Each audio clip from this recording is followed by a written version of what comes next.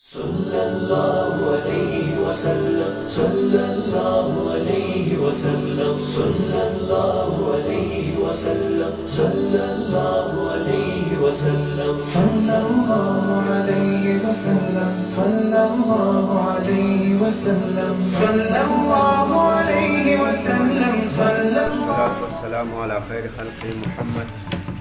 وعلى آله وصحبه أجمعين وبعد مغتاس أبو بكر صديق رضي الله تعالى عنه وصيت عمر رضي الله عنه دا بیان سداغه خلاص حاصل داو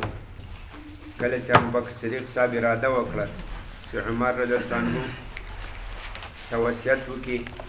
هغه خپل نائب وټاکي نو هغه صحابه سره مشوره وکړه عبدالرحمن ابن عوف زبير بن عوام طلحة بن عبيد الله عثمان بن عفان رضي الله تعالى عنهم وارضاهم لما شورين ورسته داغه دی وصیت داغه خلافت باندې یو خط ولیکل بیا مهاجرین انصار په جماعت کې راټول کړل هغه ته دا خط ویل لوګونه بیعت ورته واخیستل په دې طریقه باندې عمر تنه دا خلیفہ شو عمر رضی الله تعالی عنہ لاس کاله شپږ میاشتې او اته ورځې خلافت وکړ عمر رضی الله تعالی عنہ دا سال 6 ماه 8 روز خلافت کړ د خلافت په آخري کال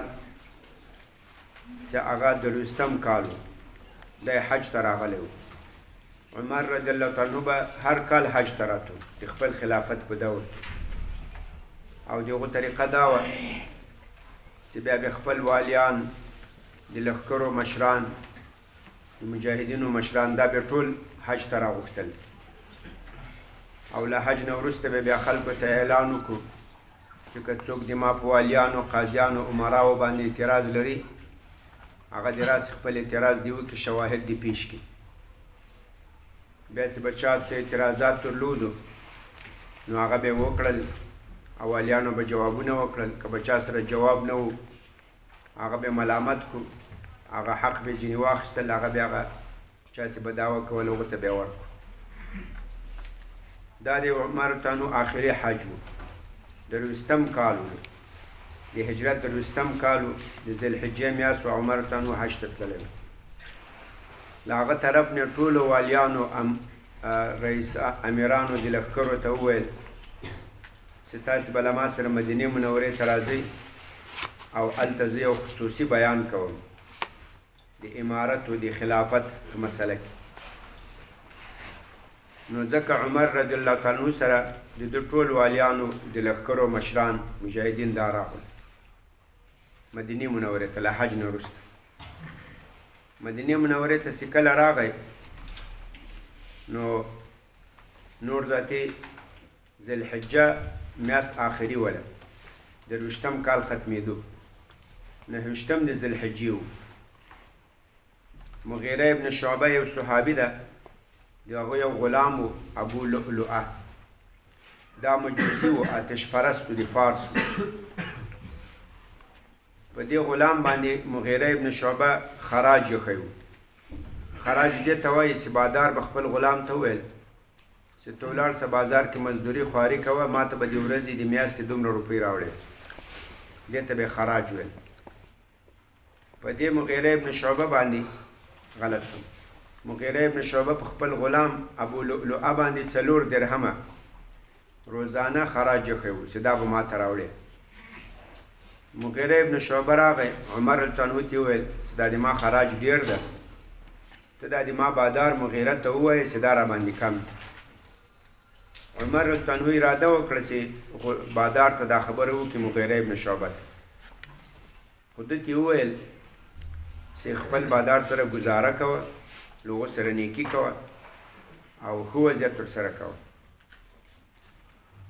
بیا یې ده ته ویل وایي ته څه کار کوې مغیره ابن شعبه دغه ابو لؤلؤه ته ویل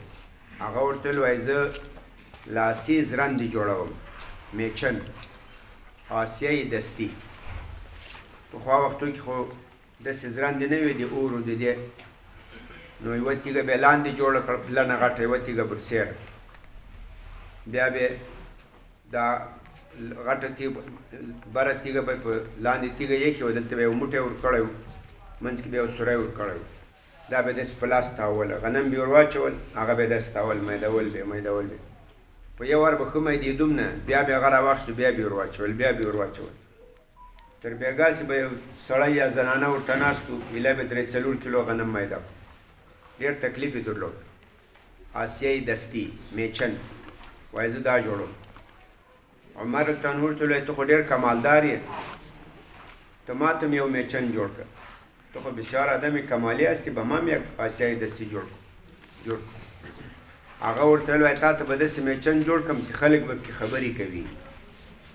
برای توی تو آسیای دستی جور میکنم که مردم دو گپ میزنن دا ظاهرا یو چلنج و یو اختار و یعنی زه به تا سره یو داسې معامله وکړم چې خلک به په هغې کې غږېږي که مردم دو گپ میزنن خو عمر ابن الخطاب قصه کې نه سو هغه ویل بس غلام دی او خبر د ویې کړه دې غلام له ځان سره یو خنجر پیدا کړی چاړو د سار لمانځه کې راغلی په صف کې پټ ودرېدلی ده د مسلمان په قسم باندې چې زه مو لمونځ کوم عمر رضی الله عنه چې کله جومات ته به راغی نو غږ به یې وکړو چې اقیمو صفوفکم سوو صفوفکم صفونه سیده کړئ صفونه برابر کړئ چې دا غږ یې وکړو دې ابو لؤلؤه پې حمله وکړه په خېټه او په تخرګو په دې کې په خنجرو ووهل د تی بغلو د سینه د ایره به خنجر زد عمر عنه غږ وکړو دونکم الرجل سړی ونیسئ دونکم الکلب سګه بګیرن نورو صحابه اوسې حمله پې وکړه 14 کسان نور مو ووهل په آخر کې عثمان عنه یو چپن و جوغه وه دا یې پې ور واچول په هغو کې رابند سو چې رابند سو نو خلکو هم سره راونیو هلته یې دننه ځان ووهل په خنجر باندې استیزان مړ په 14 کسو کې 6 کسان نور هم شهیدان سو چې ده وګلي یو پکې عمر عنه دا شهید سو لمونځ پاته سو عمر عنه یې راوړ یو چا غږ وکړ لمونځ قضا سو لمر راوخته عبدالرحمن ابن عوف مخکې سو په اول رکعت کې انا اعطیناک الکوثر په دوم کې اذا جاء نصر الله دا سورتونه ویل لمونځ یې زر وکړي سبا عمر عنه چې راوړ کور ته په زخمی حالت کې عبدالله ابن عباس صاحب ته وویل چې ته ورسه وګوره زه چا وهلی یم مسلمان وګلی یم که کافر وهلی یم هسې نه چې که مسلمان وګلی یم بیا د قیامت په ورځ ما سره مباحثه مناظره ونه کړي مخاصمه ونه کړي هغه بیرته ووتل د باندې حالات یې معلوم کړو وایي ته هغه مجوسي غلام وهلی یې عمر عنه وویل د دې په حق کې خو ما د خیر اراده کړې وه د ما نیت و چې زه به یې بادار ته وایم چې دا خراج پې باندې کم کړه د بیا هم د ما په هغه نیت و په ارادې مقابل کې داسې عمل وکړو ډاکټر یې راوغوښتل ډاکټر اول عمر عنه ته شربت نبیز د کجورو شربت دا یې ور وچښل کجورې په اوبو کې واچوي چې هغه په خوږي سي هغسې وچښل هغه یې له زخمونو نه راووتل بل وارې شیدې پې باندې وچښلې شیدې هم همداسې له زخمونو له دې نه راووتلې طبیب ورته وویل چې ته نور جوړېږې نه زخمونه چې دغو اندازې ته ورسېږي نوره ښه خبردار ده ته خپل وصیت وکړې له دې نه وروسته عمر رضی عنه ته خلک راغلو وایي یا امیر المؤمنین اوصې وصیت وکړه استخلف خلیفه وټاکه لکه ابوبکر صدیق صاحب چې یو کس خلیفه وټاکل عمر رضی الله تعالی عنه ورته ویل ما اجد احدا احق بهذا الامر وایي زه نه مومم یو څوک چې هغه ډېر حقدار په دې خبره من هؤلاء النفر له دغو کسانو نه سوا 10 مبشره ټول 10 کسان ول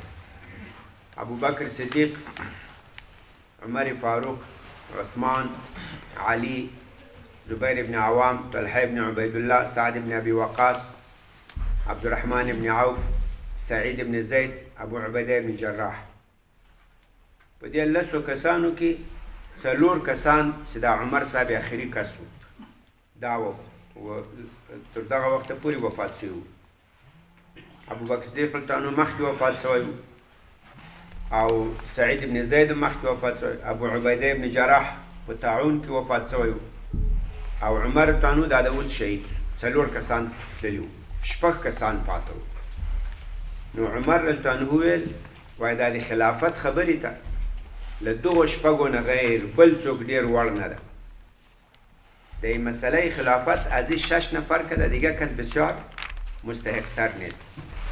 وای ما اجد احدا احق بهذا الامر. زه نه مومم یو څوک چې هغه ډېر حقداري په دې خبر من هؤلاء النفر له دغو خلکو نه غیر. الذين دا وایي هغه خلک دي توفي رسول الله صلی الله علیه وسلم چې نبی علیه الصلاة والسلام وفات شو وهو عنهم راض، او هغه له دې نه خوشحاله و چې هغه د 10 مبشره بالجنت دي. 4 دا د لاړو، دا 6 پاته دي. فسما بیا یې نومان واخیسته چې دا څوک دي؟ وایي دا علي ده، عثمان ده، عبدالرحمن ابن عوف، طلحه ابن عبید الله، سعد ابن ابي وقاص، زبیر ابن عوام. دا دغه 6 کسان رضی الله تعالی عنهم و ارضاهم. وایي بس زه داسې خلیفه نه ټاکم چې یو چاته وصیت کوم دغه 6 به سره کینی، دا به خپل خلیفه وټاکي، او د ما زوی به هم له دوی سره وي، عبدالله ابن عمر. عبدالله ابن عمر به له دوی سره په شورا په مجلس کې وي، خو خلیفه کېږي به نه. وایي دا خلافت که ښه خبر وه او که دا د عذاب خبر وه، د خطاب د کورنۍ هم دومره بس ده، یعنې چې دا ما وکړه. وایي دا ما زوی به خالي ورسره وي. وایي دا خپل زوی داسې پکې ور شامل کو چې د هغه خو دا د پلار شهید سو، نو مکو چې په دې شورا کې نو د ده به یو تعزیت، یو تسلیت به اوسي، نو یو تسلی به اوسي، یو زړه به یې جمع وي چې زه په دې مسله کې په شورا کې دا د دخیل یم. عمر رضی الله عنه له دې زخمونو ټپونو له دې نه وفات سو. د هفتې په ورځ باندې وفات سو چې ذوالحجې میاشت ختمه سوه، 23 کال خلاص سو. محرم الحرام 24 کال شروع شد. سال 23 خلاص شد. روز هفته 29 ذوالحجه بود، او یک شنبه په ورځ الاحد دا د 24 کال اول تاریخ و. عمر رضی الله عنه وفات شو، هغه یې دفن کو. هغه یې دفن کو. دا 6 کسه شورا والا دا سره کېناستو، 6 صحابه په 10 مبشره کې دا پاته کسان داسې کېناستو. عبدالرحمن ابن عوف ورته وویل وایي راځئ داسې چل وکړو، موږ تاسو خو 6 کسان دا 6 د هر څوک خپله خبرې ورته وسپاري. په دې 6 هر کس د 6 نفر ګپې خوده به دیگه بسپاره، یعنی هغه د خپل وکیل غوندې کړي. دی ویل بالکل صحیح ده. زبیر ابن عوام ویل چې ما خپله خبر حضرت علي صاحب ته وسپارله، د ما رأیه د ده رأیه. طلحه ابن عبید الله ویل ما خپله خبر عثمان التنو ته وسپارله. سعد ابن ابي وقاص ویل چې ما خپله خبر عبدالرحمن ابن عوف ته وسپارله. نو له 6 نه خبر څو ته راغله؟ 3 ته راغله. بیا عبدالرحمن ابن عوف ورته ویل وای بس 3 خبره خو خلاصه سوه چې موږ څه فیصله وکړه دا د دې 3 فیصله هم ده، ځکه خو دا په دا موږ 3 کې هر یو د یو وکیل یو، د یو وکیل. بیا عبدالرحمن ابن عوف بله خبر ورته وکړه علي او عثمان ته رضی الله تعالی عنهما. وایي ګورې راځئ داسې چل وکړو، په دې کې به یو له خلافت نه راووځو، هغه به ځان نه خلیفه کوي، نور دواړه د اختیار ورکي چې په دې دواړو کې کوم یو د ده په ګمان ډېر ښه خلافت ته وړو، هغه به خلیفه کړي. مثال تاسې دواړه ما ته اختیار راکړئ، علي او عثمان رضی الله تعالی عنهما، تاسې دواړه ما ته اختیار راکړئ زه به په تاسو کې یو خلیفه کړم، په دې شرط چې ځان به نه خلیفه کوم، ځان به زه به ځینې وتلی یم. ګوره دا ډېره د اخلاص خبرې کړي. یو څوک چې خپله ځان له خلافت نه وباسي، زه خپله نه کوم، نو بل سړی چې خلیفه کوي هغه به دی په خپل ګمان، په خپل علم، نور خو لا یکلف الله نفسا الا وسعها خبر، په خپل ګمان دی به هغه ښه سړی خلیفه کوي، ډېر ښه به خلیفه کوي، او که به ډېر ښه نه خلیفه کوي، ډېر ښه به خلیفه کوي، ځکه دی خو دومره اخلاص لري چې ځان نه خلیفه کوي. یعنې دا که منصب ده، که چوکۍ ده، کار ذات شی ده، خو د خپله ځینې تېر ده. او وایي که په تاسو دواړو کې یو تېرېږئ، مثال علي صاحب وایي زه خلافت نه کوم، بس موږ به تا ته اختیار در په موږ دواړو کې چې د هر یو خلیفه کړي موږ د سره خوښه ده. یا به عثمان تانو ته اختیار ورکړو چې بس ته ځان مه خلیفه کوه، په موږ دواړو کې چې د هر یو خلیفه کو موږ اعتراض نه لرو. عبدالرحمن ابن عوف رضی الله عنه دا خبر وکړه چې په موږ دریو کې به یو تیر سي، نور دواړه به اختیار ورکړي. در ما عرصه یکی از خلافت تیر میشه و دو تای دیگه به او چی میته؟ اختیار تعیین میته که کدام که در علم از او بسیار خوب است به خلافت همو را تعیین میکنه. دست دا اختیار ورکو. عثمان او علی رضی الله تعالی عنهما اغا چوب سو و غیوم دستی نویل سه زه تیریم. عبدالرحمن ابن عوف ورتویل وای نو بس زه تیریم، ما ته اختیار راک، زه خلافت نکوم نه ځان تعیینوم، خو تاسې دواړه ما ته اختیار راک. زه به په تاسې کې کوم یو چې ډېر خلافت ته احسن وي د ما په علم، زه به هغه خلیفه وایي بلکل تا ته مې اختیار در، خبره خلاصه سو. عبدالرحمن ابن عوف شروع سو. نور ذاتي له موږ تاسې خو مخکې وویل چې عمر عنه چې کله له حج نه بېرته راتو، والیانو، د لښکرو مشرانو، مجاهدین دا یې ټول له ځان سره راوستي. عمر عنه اراده درلوده زه به دې ته د خلافت او د امارت په مسله کې یو تقریر کوم، یو وعظ و نصیحت به کوم. نو هغه ټول دلته مدینه کې و. عبدالرحمن ابن عوف شروع سو، په دې ټولو خلکو باندې وګرځېدو، معلومات یې وکړو چې ما خو خبر دی چې ته را رسولی دی چې بس ما ته اختیار را کړی چې په علي په عثمان رضی الله تعالی عنهما کوم یو سي ډېر ښه خلافت ته وایي. حسن خو په دواړو کې شته، خو نسبت دوی دواړو ته به یو حسن وي، بل به څنګه وي؟ احسن وي. یو به لائق وي، بل به الیق وي. یو به حري وي، بل به احرا وي. نو دا اختیار یې ما ته راکړ. مشوره یې وکړه، هر چا سره چې به کېنستل بس هغه به د عثمان تانو په حق کې مشوره ورکوله چې دا ډېر مناسب ده، دا ډېر وړ، دا ډېر لایق ده. په آخري 3 شپې دا مشورې ولې. په 3مه شپه باندې مسور ابن مخرمه رضی الله تعالی عنه وایي ما دا د شپې لږ خوب کړی و، په اول د شپې کې که ګورم دروازه وټکېده، وایي چې راووتم عبدالرحمن ابن عوف وایي ما ته ویل چې ته خوب کوې، ما دا شپه بیخي سم خوب نه ده کړی، دا شپه ما بیخي خوب نه ده کړی، بس مشورو باندې مصروف یم. بیا یې ما ته ویل چې ورسه ما ته زبیر ابن عوام راوغواړه. هغه مې ورته راوستل، له هغو سره ناست مجلس یې ورسره کول، هغه یې رخصت کړو. بیا یې ورسه طلحه راوله، طلحه ابن عبیدالله، هغه مې ورته راوستل. بیا یې ورسه علي راوله، علي ورته هغه سره مشورې کولې، تر دې چې د سبا او ټیم نږدې سو. وایي ورسه عثمان راوله رضی الله تعالی عنهما، له هغو سره مجلس شروع کړی و، مجلس یې لا خلاص نه و چې د سهار اذان وسو، ذاتي پاڅېدو لمانځه و دې ته. په دې کې لمونځ وسو، جمع وسوه، نو خلک ټول راغلي وو، هغه یې راټول کړل. عبدالرحمن ابن عوف جګ سو، هغه تقریر وکړو، پس له حمد و ثنا یې ویله، له هغه وروسته دا ټوله قصه وکړه چې ما خو داسې چل کړی. مثال یو وار مې له 6 چې خبر 3 ته راوسته، بیا مې له 3 چې خبر 2 ته راوسته، په 2 کې مې اختیار ما ته راکړی سو. ما دا څو ورځې، دا څو شپې ورځې ما په دې کې تفتیش وکړو، مشورې مې وکړې، دا مې وکړې. خو ما چې به له هر چا سره خبره کوله، له عثمان رضی الله عنه سره چا څوک نه برابرول، با عثمان کسی را برابر نمیکرد، یعنی د خلافت په مسله کې له ده سره څوک برابرېدی نشي. نو بیا یې ویل بس زه له عثمان تانو سره بیعت کوم، تاسو له هغو سره بیعت وکړه. بس له هغو سره یې بیعت وکړو، مهاجرینو، انصارو، والیانو، عمراء الاجیاد داسې ټول راغلي وو. هغه هم راپاڅېدو، له عثمان تانو سره یې بیعت وکړو عثمان تانو دا خلیفه سو امیر المؤمنین سو دغه د عثمان تانو د خلافت د تعیین طریقه وه دغه د خلافت طریقه وه عثمان تانو به مختصر تعریف وکړو عثمان ابن عفان د پلار نوم عفان ده د نیکه نوم ابو العاص ده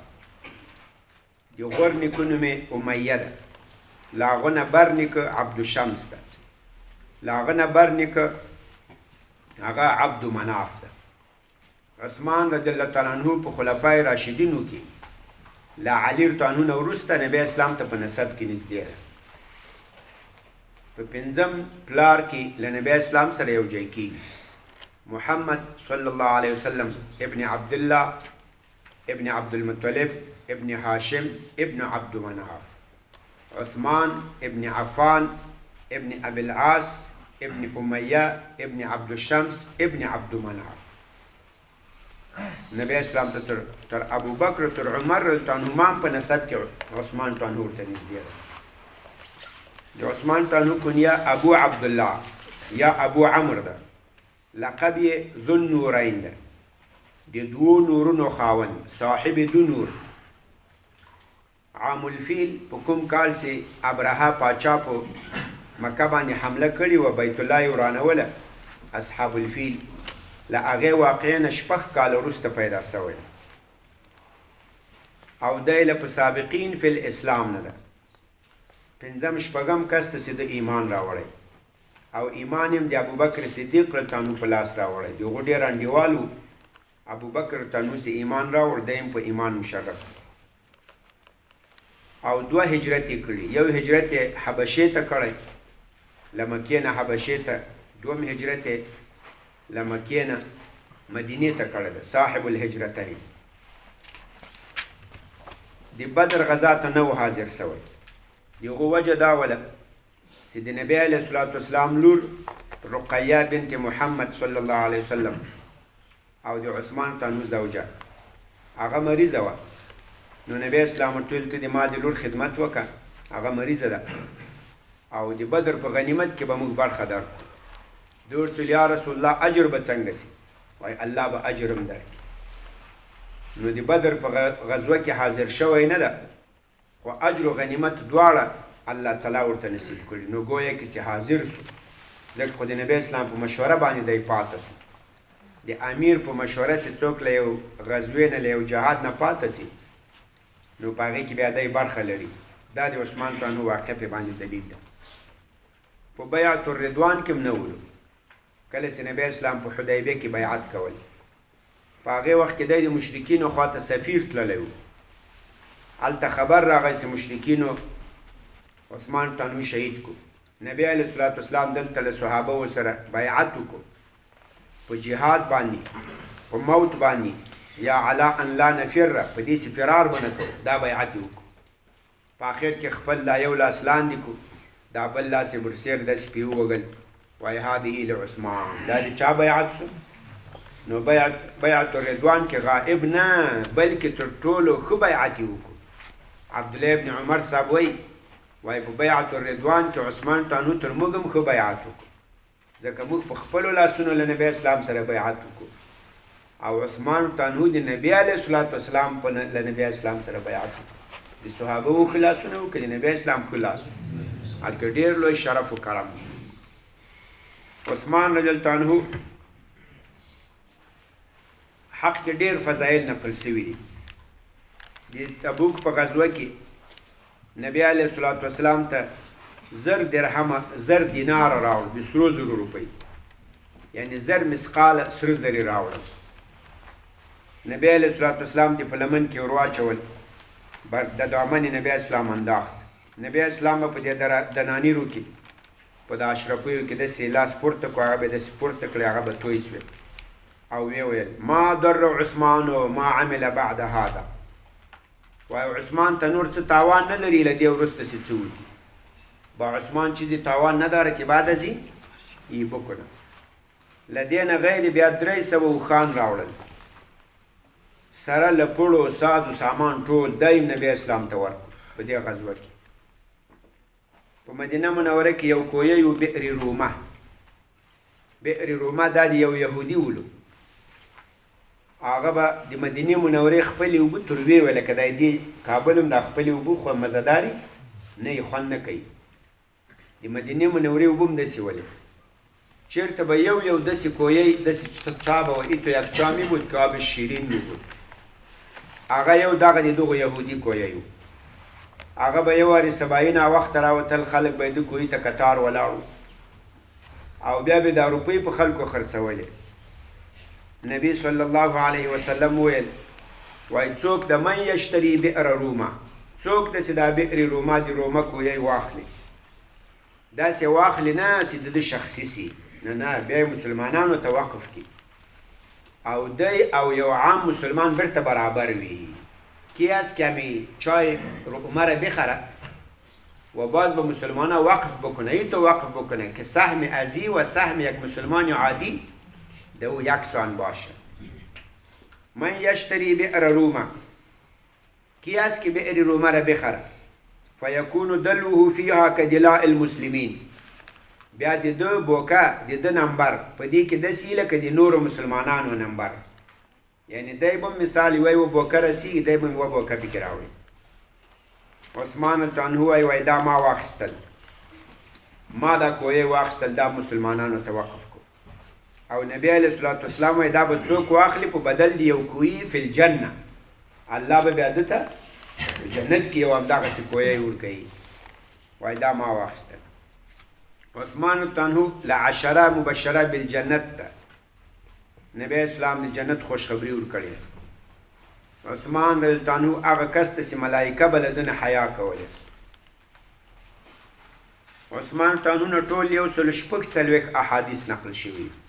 146. 3 حدیث متفق علیه دي، 8 حدیث انفرد به البخاري، 5 حدیث انفرد به مسلم. عثمان عنه لقب موږ تاسو ویلي و ذو النورین، صاحب دو نور، دا لقب د ته ولې اخلي؟ علي رضی الله عنه وایي دا لقب عثمان رضی الله عنه ته ملایکه و په اسمانونو کې اخیستل، په اسمانونو کې دا د ده نوم و، لقب و. هغه دلته انسانانو ته مسلمانانو ته هم الله الهام وکړو، اوس دلته هم دوی ته ذو النورین وایي. محلب ابن ابي صفره وایي